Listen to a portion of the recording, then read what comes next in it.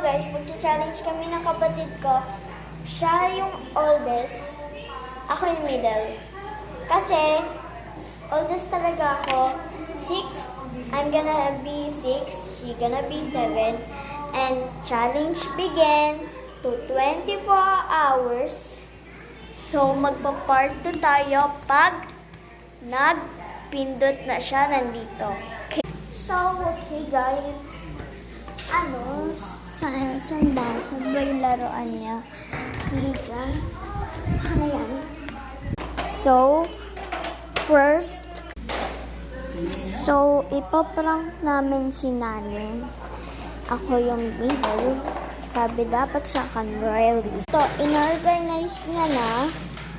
So, magpa-part 2 na tayo. Bye-bye. Maglalaro tayo ng part 2.